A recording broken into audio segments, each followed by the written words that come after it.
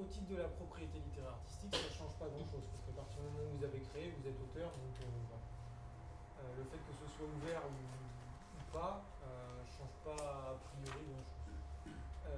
Au titre de la propriété industrielle, le principe, c'est que si vous dévoilez votre invention, si elle est accessible au public, alors elle n'est pas nouvelle, alors elle n'est pas brevetable.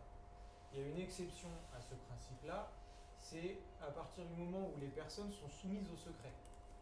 C'est-à-dire qu'on considère qu'il n'y a pas divulgation, qu'il n'y a pas diffusion de l'invention, à partir du moment où l'ensemble des personnes qui y ont accès sont soumises à une clause de secret, et auquel cas il faut signer un contrat en arrivant dans le lieu en disant je m'engage telle personne en venant ici à ne déposer aucun brevet et à ne révéler aucun secret industriel qui serait dévoilé pendant blablabla. Mais il faut vraiment qu'il y ait une formalité de confidentialité nécessaire à ce que la diffusion de l'invention ne soit pas préjudiciable à une personne qui voudrait breveter. Mais dans ces cas-là, ça va à l'encontre de la charte des Fab Labs. Quelqu'un, on ne peut plus appeler réellement, si on suit la charte du MIT, on ne peut plus appeler ça un Fab Lab. Même si c'est pour des temps différents. Alors je crois qu'il y a eu une question du temps qui a été abordée il n'y a pas si longtemps que ça. Et honnêtement, je ne saurais pas vous dire s'il y a une proportion de...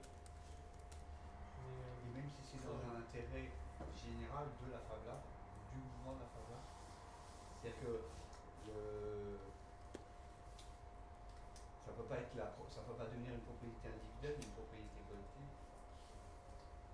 Je ne suis pas la question. C'est-à-dire qu'il y a une personne qui vient, il invente quelque chose dans la Fab Lab, donc il a profité d'un environnement qui l'a aidé à développer son invention. Et donc on pourrait dire qu'il y a une co-élaboration collective de cette invention. A priori, on pourrait dire ça. On pourrait dire ça. En revanche, alors on pourrait.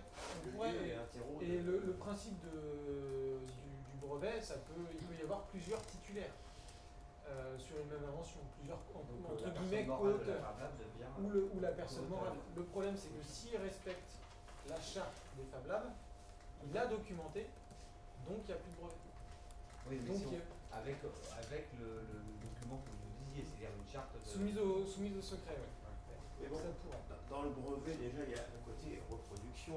Pour reproduire certaines choses, il faut un certain nombre de moyens intellectuels, de compétences et techniques. Si on n'a pas de découpeuse laser, si on n'a pas de fraiseuse numérique, etc., c'est quand même difficile de reproduire dans un coin. C'est une vocation. C'est une vocation. Il faut que ça ait une vocation à être reproduit en grande quantité. Ouais, voilà. Mais on peut avoir un dépôt de brevet avant que cette grande quantité soit produite. Voilà, mais bon, ça veut dire que si on dépose un brevet, c'est qu'on veut s'approprier les moyens de produire la chose en quantité suffisante pour amortir le prix du brevet et d'en faire autre chose. Quoi. Parce que sinon, c'est pas la peine de poser un brevet. L'idée derrière, c'est de monter une entreprise. Ouais, si on a fait un totem, je sais pas quoi, qui est génial, mais bon, personne s'en sert et voilà, bon, pas d'intérêt. Ok, donc là, nous on a fini sur les thèmes. Vous pouvez éventuellement répondre à la question de l'enveloppe solo, donc, qui a été posée tout à l'heure. Donc, je suppose que vous pouvez savoir quid de l'enveloppe solo. Parce que je connais le terme, mais je ne sais plus dans le contexte. L'enveloppe solo, c'est l'équivalent d'une pratique ancienne qui était de s'envoyer par lettre recommandée avec accusé de réception les plans ou l'œuvre qu'on avait faite. On se l'envoyait à soi-même, on récupérait l'enveloppe, on ne l'ouvrait surtout pas, et si jamais il y avait un jugement derrière, on avait la date, le tampon de la poste qui faisait foi, ou le cachet de la poste qui faisait foi. Il y a eu des décisions qui ont accepté ce mode de preuve et d'autres qui ne l'ont pas accepté. En propriété industrielle, Monsieur Solo s'est dit bon, on n'a qu'à faire une enveloppe qui soit, elle, pérenne et péremptoire. Ça se passe à l'INPI, ça coûte 17 € maintenant, je crois que c'était 15, maintenant c'est 17. Enfin, c'est entre 15 et 20 €. Vous avez 2 feuillets, vous avez la possibilité de mettre 3 feuilles A4 que vous mettez à l'identique dans les 2 feuillets, donc vous avez 6 feuilles, 2 fois les 3 mêmes feuilles. Vous fermez les deux, l'INPI ferme les 2 enveloppes, il la perfore au laser, donc vous avez une date certaine, il déchire les 2 feuillets, vous en avez un, l'INPI en garde un, et il faut conserver les 2 feuillets intacts. Et si jamais il y a un problème, ça c'est la preuve absolue. Vous allez devant un juge, vous amenez une enveloppe solo, le juge dit d'accord, on est sûr de la date. Il n'y a aucune contestation. L'objet, c'est de. Qu'on ne vous empêche pas vous ne déposez pas de brevet, vous ne cherchez pas à défendre la reproduction de votre invention, mais on ne vous interdira pas, vous, de l'utiliser. C'est ça. L'idée, c'est d'avoir une possession antérieure. C'est-à-dire que si jamais vous avez fait une invention, vous n'avez pas les moyens de déposer un brevet ou d'industrialiser, etc., respecter les conditions, vous mettez votre invention sous enveloppe solo. Si postérieurement, il y a quelqu'un qui développe un brevet, vous pouvez arriver avec votre enveloppe solo en disant « Ok, mais moi aussi je veux l'utiliser parce que je l'avais aussi… On n'empêche pas la personne d'avoir le brevet, parce qu'il n'y avait pas de connaissance de cette chose-là, elle était secrète. Mais on ne vous empêche pas, vous, d'utiliser l'invention.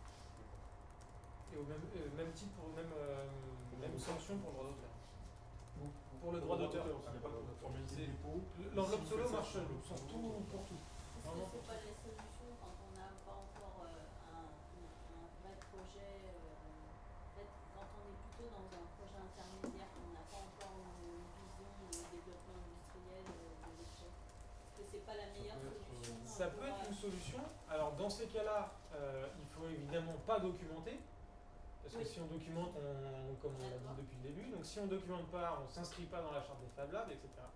Si on oublie ce côté charte des Fab Labs et partage des connaissances, etc., oui, ça peut être une solution. Après, il y a beaucoup de gens qui ont peur que leur invention… Ils n'ont pas tellement envie d'exploiter commercialement, mais ils ont peur qu'un acteur commercial s'empare de ce qu'ils ont fait. Oui. Là, j'ai envie de leur dire, la meilleure solution, c'est de tout mettre en ligne, quoi. Vous publiez tout, et là, du coup, vous bloquez les possibilités de dépôt de brevet. Mais la divulgation de ce que vous avez fait vous protège en fait. Et ça n'empêchera pas une entreprise de commercialiser. Oui, mais ça n'empêchera pas une entreprise de commercialiser, mais ce ne sera pas la seule. Voilà. C'est-à-dire que toutes les entreprises seront en concurrence sur cet objet. Si vous voulez, mais par contre, elle ne pourra pas déposer elle-même un brevet. Mais elle ne pourra pas se l'approprier. Les variantes, parce que il y a le problématique des variantes, lui il peut les breveter les variantes après. Ça, ouais. Si c'est substantiel, ouais. C'est ça le problème. Parce que vous ne l'avez peut-être pas imaginé, et lui va l'imaginer grâce à votre travail. Et c'est un des soucis qui fait qu'en propriété industrielle, on n'est pas l'équivalent des licences libres avec les effets viraux, enfin l'effet de la clause virale et le système de paternité. Bon, ce qu'on vous propose, c'est de découvrir ces droits-là et de les mettre en application dans 3 cas pratiques. On va faire une pause avant et ça vous permettra en équipe de réfléchir à l'application des droits. Lionel et Vladimir passeront dans les groupes pour vous aider à répondre aux questions. Et puis on aura un petit moment d'échange, de restitution, où on repassera les cas, un peu dans le mode quiz comme on l'a fait tout à l'heure, mais là en échange pour pouvoir voir si vous avez bien saisi les différentes variantes. Voilà, donc on se dit 10 minutes, on revient à 6h ici et puis on se repartira un peu. Merci. Merci. Tout à fait m'accompagner.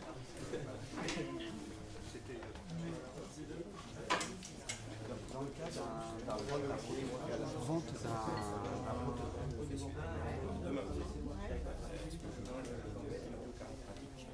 Quel bordel le droit.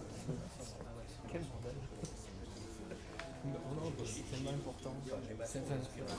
Viens là, viens avec moi. Je peux D'accord, je prends ça. Ouais. Non mais je reste là. Ah d'accord. Non mais tu vois là on a un cas où tu vois Jean-Yves Entrepreneur, il crée un petit objet connecté, je sais pas ce que tu as connecté toi. c'est mon contournant. Il documente sa réalisation sur le site du FabLab. Pas encore, parce que j'avais des soucis d'accès, mais j'ai encore rien mis. Ou l'autre cas, B, il ne documente pas. Est-ce qu'il peut déposer une demande de brevet? Je ne sais pas partir en brevet, mais c'est parce que j'ai une source d'inspiration, si tu veux, quelqu'un qui a publié ça. Mais bon, en fin de compte, je récupère que la forme, puis on peut retrouver sur la base de données de la Bibliothèque nationale.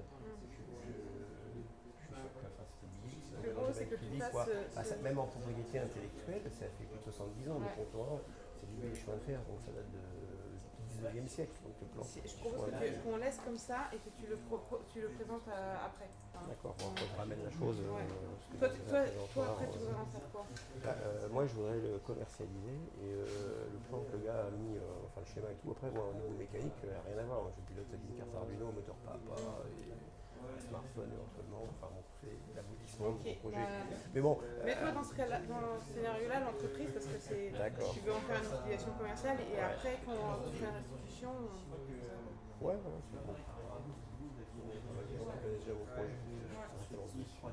Et il y a 3 lots en fin de compte. Mais bon, déjà, au niveau de l'exploitation, c'est pas obligé de massifier l'ensemble du projet dans un seul lot. Tu peux le décomposer en 3 lots. Comment faire la fosse, comment faire le pont, et comment piloter la rotation. Pareil, en face. On verra en fonction du temps, mais normalement. Et là, j'ai appris pour illustrer demain une photo en ligne. Mais bon, après, ce qu'ils ont dit, bon, la photo, c'est parce que ça m'a fait gagner du temps, mais j'aurais pu le faire moi-même, rien d'artistique. Là, ça me rassure quelque part, donc on peut utiliser ces photos-là, même si c'est un autre. Je dis ça parce que j'ai un copain qui a réagi avec un plan du tournant. Il a vu qu'elle était. Enfin, j'ai dit, où je l'ai vu, j'ai en ligne. Et après, on l'a recherché. Bon, moi, il m'a pas embêté parce qu'on se connaît. Et il m'a prouvé que c'était son plan.